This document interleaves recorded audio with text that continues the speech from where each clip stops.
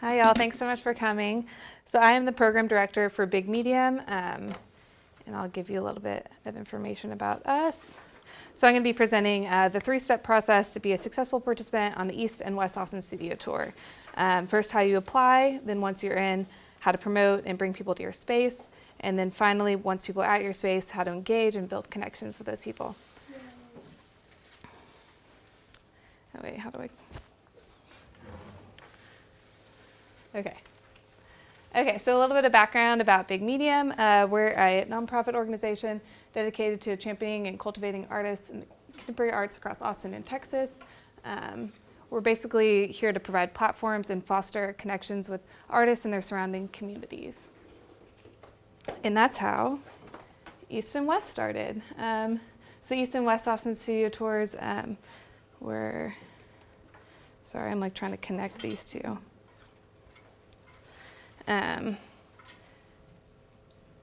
It's a two-weekend event. I'm sure most of you are familiar with East, which happens in November every year, and then West, which happens in May in the spring every year.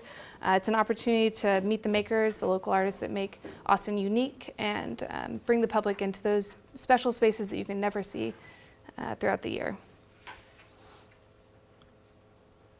So the background behind how East and West started, it was founded by three local artists, Shay Little, Janice Weck, and Joseph Phillips, and they're in a collaborative called Sodalitas. So in 2002, they moved into a warehouse space called Bohm Studios, which if you've been on East before, you've probably been to Bohm Studios. And so it's just this warehouse space. You can see the picture right here of Jana, Joseph, and Shay. They had just graduated from school in New York and moved back to Austin, and they were trying to make this space and discovered they found themselves in dialogue with their creative community surrounding them, that there were all these artists in East Austin that had moved there because of the affordability of the area. So they decided that they wanted to connect their communities and help support the creative practice that they were pursuing so that they could make careers as artists. So they opened up their doors one November, and with 20 artists, people started flooding in, and now this past year in 2016, we had over 500 artists. So it really has exploded because of the support of the city and artists being dedicated to bring people in and opening up their spaces. So then 10 years after East was founded, we started West to provide a broader exhibition opportunity to all the artists in Austin, to bring more people in. And so now together, the two tours form a comprehensive overview of Austin's creative sector. So you want to be a part of the tour. There's an application. How do you apply? There's key requirements that I'm going to go over. It's about a 10-step process for the application. But the three main things are, first, you need to have a space within the boundaries. Our boundaries are pretty broad. For East, it's east of 35, west of 183, south of 290, and north of Riverside Drive. We recently expanded to Riverside Drive to go further south to bring in more people below the river. It used to just end at the river. And then West is a little bit bigger, more narrow, and a larger geographic area. And it's west of 35, east of Mopac, south of 183, and north of William Cannon. We also went further south as well to try to bring in more people, because we're discovering that people are moving further north and further south in Austin to find that affordability. So the other thing you need is an artist statement. The artist statement for East and West is a little bit different than your standard artist statement because it does need to be condensed for the catalog. And I'll talk more about that in a moment. You'll need 3 images of, oh gosh, I'm on the wrong slide. Sorry, y'all. This is not lining up. Okay. And so now you can see all the stuff I was just talking about. You need the images, 3 images of current artwork that you're going to be showing during the tour. And then there is a $175 participation fee. It's $150 if you apply within the first week. And that participation fee covers the materials and the promotion and your involvement in the tour. Okay, so there are several categories, or 4 categories to be involved in East and West. It's artist studios, galleries, temporary exhibition, and happenings. So before you come on the tour, you need to establish what you're going to be a part of. Artist studios is obviously the largest. In each of these categories has different criteria to be involved, so you need to understand what you need to be aware of. So Artist Studios is the most open, has the least restriction for acceptance. Basically, if you're making art in a space, in a workspace in Austin, within the boundaries, we want to support you. So we want you involved in the tour, no matter what level you're at. It's a community-oriented event, so we want to support the artists that are making work in our city. But it is reserved exclusively for spaces where artists are creating their art. So we want to see process, we want to see tools, we want to see techniques. So it can include home studios, larger studio complexes, or standalone commercial studios. We also allow guest artists to join the Artist Studios category. We've seen a lot of people moving to different areas that are not inside the boundaries, but we want to be inclusive to people that are making art in Austin. So people are able to join as guests of Artist Studios. There are a few rules though. You have to make the arrangements beforehand. Big Medium does not find the studios for the guest artists, so it's on you to find those spaces. But we do, if you contact us, we're pretty open. We want to help you if we can. If we're aware of a space that's looking for people, we can connect you. We have kind of our best resources. We have this Google group, which is our platform for connecting artists digitally. Oh, and also there's only 6 artists, guest artists, that are allowed on the tour. Oh, another thing with the separate application. So it says you must complete your own separate application. That's if you want to be officially a part of the tour. You don't actually have to complete it if you don't want to. So we allow kind of people to fly under the radar if they aren't able to afford it. But we encourage you to participate if the participation fee is restricting you from participating. We also provide fellowships. Last year we provided over $10,000 worth of fellowships, scholarships to artists in order for them to participate and have this platform. So that is good to know. Thank you. Yeah, hey. So galleries is another category. It's pretty straightforward, but galleries are also something good to look at if you're not within the boundaries, to contact and reach out to the galleries that are showing work in Austin way ahead of time to see if they would consider exhibiting your work during the tour.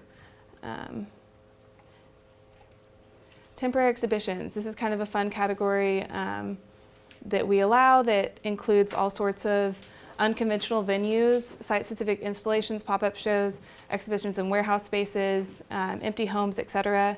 The empty homes, we had a woman who was moving back to Spain, and she was like, we're clearing the whole house out. I just want to use it as a venue for artists. So she had like 10 artists show in her space, and people were using closets, and people were using the living room, and kind of inspired by like what those spaces usually mean in a home. So like using the kitchen, and it was really special and unique. In the picture you can see this was a Tempo project. It was in Boggy Creek Park, I believe. It was these huge spheres that you could kind of explore and go through, and they changed formation and went to different parks. So that was kind of a unique temporary exhibition. Warehouse spaces are really popular on the east side as well. We want to encourage you, like artists, to just show wherever you can. Yeah. Happenings. This is another kind of unique category which allows events to happen. They can include one-day exhibitions, so if you just want to do an opening reception, like a one-day show, you can have a happening. Art competitions, performances, educational programming, and other activities. Jaime does, Eyes Got It, which is a happening that is an art competition. It's kind of like American Idol for art, and they have a panel that review artists, and that's been a part of the tour for years. So yeah, anything that's time-based, it does have to be within 24 hours, just so it's more of like an actual happening. But that's if you want to do an event that's open to you. Artist statement. So like I said earlier, the artist statement for the tour is a little bit different. It's not as formal. While you can have a more formal artist statement that you condense, I like the ones that are a little bit more playful and creative. So I grabbed a few examples that kind of stood out to me because I look at hundreds of these, and also you're in a book with 500 other artists, so you want to stand out. Jana, who is one of the founders of the tour, She has one of my favorites. It's I paint to keep my body fresh and my mind fresh and my body dirty, which is just really simple and sweet and cute. And last year hers was like, I make more soup than I make art, talking about family. And yeah, and then Stella is a West artist, and she just had a quote which stood out to me, kind of letting the work speak more for itself. Yeah, and then Aaron's is very descriptive, gets to the point, lets you know exactly what he does. I felt like that was effective too. Images. So a lot of artists, when they apply, struggle with editing their images and presenting their work in the best way. We're looking for 3 images of current work that you're going to be showing. So you do need to have all of the work ready and edited and ready to go months before the exhibition. So for East, the application is from July to August. For West, it's January to February. So just to be aware that you have to have everything ready to go ahead of time. They do need to be print quality, so you need good photography, and horizontal image maximizes your space better. So you can kind of see on here that a vertical image is going to be a little bit smaller in the catalog. This is going to maximize your space more. 3:2, I think, is the ratio that is the best ratio for maximizing the space in the specific listing. So things we say are no distracting backgrounds. So try to keep it right on the frame of the piece and crop it in the way that this image is. Don't take pictures of framed artwork that can cast a shadow, or unaligned pieces that warp the image. This is all very straightforward photography stuff, but sometimes it's things that people don't think about, to not take a picture of your work when it's framed. Also, not to collage images. We need just one image. So if you're showing with a group, you need to select one image that represents the entire group. Distracting backgrounds, there was one artist that applied that they had this little dog in the background that was making the most ridiculous face. It was so distracting, and it always sticks out in my head as an example of I can't see the artwork, I'm just looking at the dog. Also, poor lighting is a huge thing. It really distorts your artwork if you don't have great lighting. So what I recommend to people is to take an image outside in natural lighting, but also do it in the shade. Don't do it in stark daylight. So once you're on the tour, how do you promote yourself and bring people to your space? Big Medium provides a platform, but we are reliant on the artists that are on the tour to promote themselves and bring people to their space. It's a collective effort. It's been successful because of the community effort. So Big Medium does provide and equip artists with certain tools.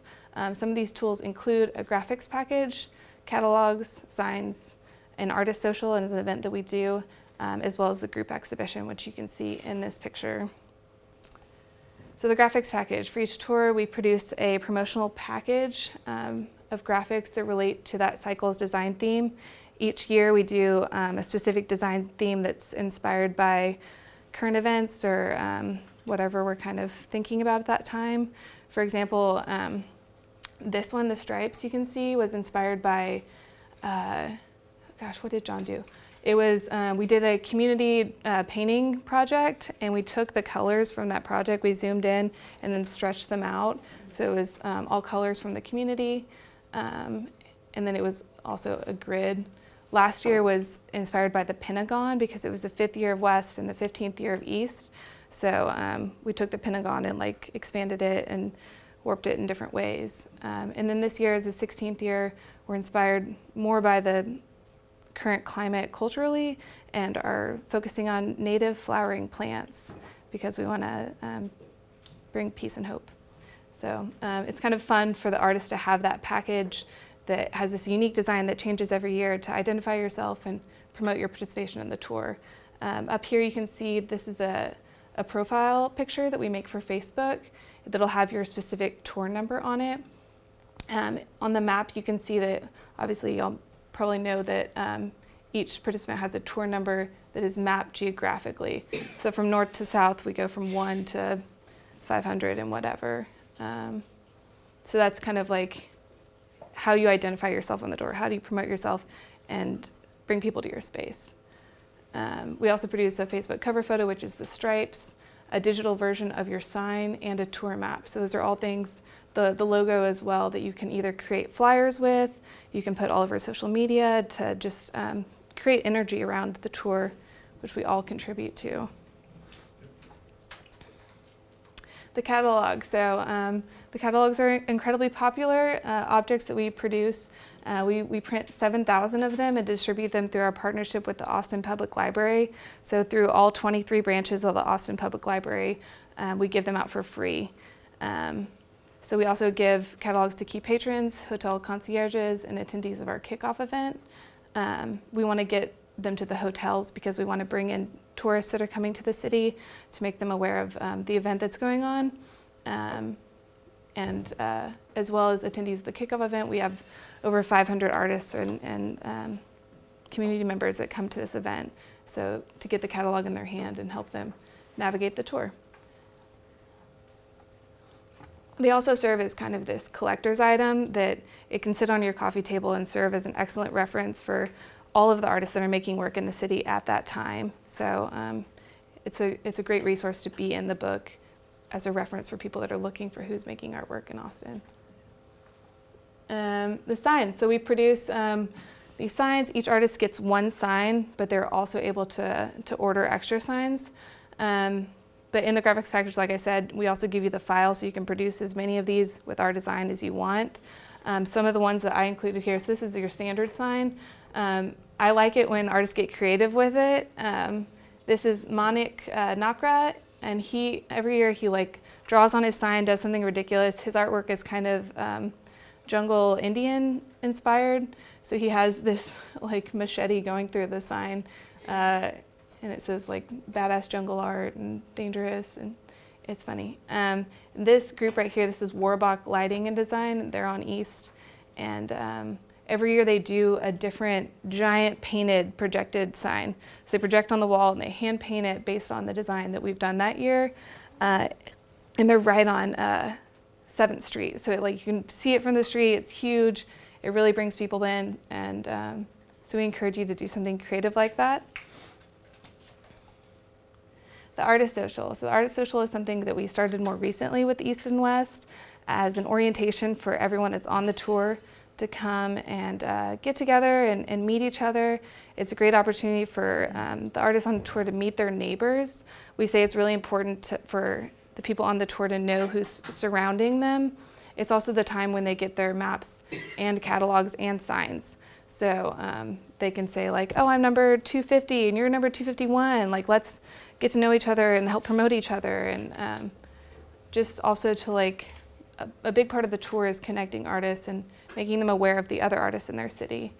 So it's a fun, informal hangout, gathering, and orientation. The group exhibition. So you've seen a few other pictures of the group exhibition. It's our way of condensing the entire tour into one space because the tour is so massive and expansive on so many different locations. We're trying to make it easier for the public to understand who's on the tour. So we make this group exhibition in one space that usually includes over 300 artists that are on the tour that participate with one small 12 by 12 piece. It's open to 3D pieces as well, up to 12 by 12 by 12 inches.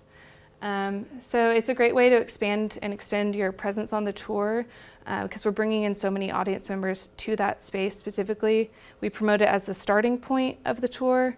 So you go there first and then you can see in person the work that's being made by the artists on the tour. Because you can look in the catalog and you can see I think I like this work, but seeing it in person, seeing the texture and seeing the details of the piece really helps inform decisions of if they're going to go see your studio. So we highly recommend that you participate in the group show, but not only that, but to present a new piece, a current work that represents the work that you're going to be showing back at your studio. So just a question on the group exhibition. Yeah. So we are having a fairly large group exhibition for West. So, and all the artist names are listed in the catalog.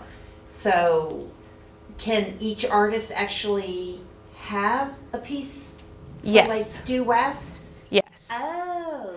So Guess I'll be back. so it's open to Okay, everyone cool. that's on the tour. We're inviting, my hope is to have every single artist on the tour. It hasn't happened yet, but we've gotten close. It is hard because a lot of artists don't make work in a medium, or they just don't in a scale that works with the show, because it does have to be 12 by 12 by 12 in order to incorporate everyone. So we're trying to explore other ways to involve other artists. Like furniture makers have always struggled with being a part of the group exhibition and representing themselves in that way. So actually one year they did make like a tiny chest, like little woodworking chest, and put it on a pedestal, which was hilarious and awesome. But ways we're thinking about incorporating them is having them like make the tables that we eat food on or sit at during the group exhibition and during the opening, and put a little label on their work as well to include them. And yeah, like you can see, I guess you can't see, but there's labels next to each piece that has the tour number of the artist. So people, and we're providing maps and catalogs at the space. So you go through with your catalog, and you look at the number and you see it in the book and you mark it, and that's how you know where to go. So that's probably one of the best resources we provide for the artists to represent themselves in person. Engagement. So once you've promoted yourself and everyone's excited about your space and they want to come and they're in your space, how do you keep them there and how do you engage with them and connect and build that relationship? So one of the, like I said, with the signs, those are hugely important. We've found that artists that put signage on major roads and then lead signs back to their specific space really brings in a lot more traffic, just with the surrounding neighborhood. And it seems really obvious, but also like playing music, providing food, providing drinks, like those little things go a long way. And while you're not required to do it, it does create that community vibe, and it makes people want to like linger and stay around and get to know you and maybe spend some more time with your artwork. Because it's a hard thing to go into someone's home, and it maybe is uncomfortable for some people rather than others, but it takes a lot. I'm always so honored when people go to this space, because it takes a lot to venture out and go into this foreign space and talk to someone you don't know. So yeah, we try to make it as easy for them as possible to engage with the artwork. Do demonstrations or have interactive activities. So Shay and Jana, when they first started the tour, they would just sit and paint and have people come into their space, and they were being productive and working in their space, but also like highlighting it as a working space and showing and educating the audience on like what their practice looks like and how do they complete their work. So it's very engaging, and it also is like an easy gateway to like start conversation. It's like, oh, why are you doing that? Why are you using that material? Why are you using that tool? Yeah. Also become familiar with your neighbors and recommend tour goers to go see them next.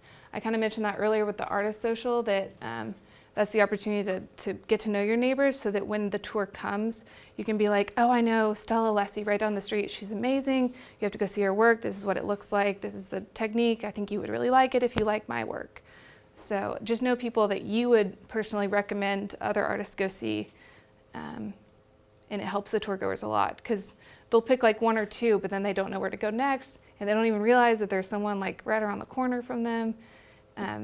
So we really are relying a lot on the artists to like educate the public, because it is such a massive event, to guide these people that want to engage with art, and you assisting them getting to those spaces. Also have a mailing list. That's something people don't think about, but to just have a record of who came to your space, and then be able to reach out to them afterwards. Defining success. This is something we always tell the artists on the tour, that we preface it with, that the tour started because they wanted to build connections with the people in their community. So they wanted to get to know the artists that were surrounding them better, and they wanted to further their artistic practice by bringing in the public and getting those feedback and connections with the people in the public that didn't even know that they were making art in their neighborhood. So it's founded on collaboration and continues to thrive because of the collective effort of everyone involved, doing their best to support each other. So it really is about the collective energy of making this event a success, and we consider it like a family, and we're all in it together. And we have seen so much success with bringing in 30,000 people because of this collective effort for East, and then 20,000 for West. So, yeah, that's all I have right now. So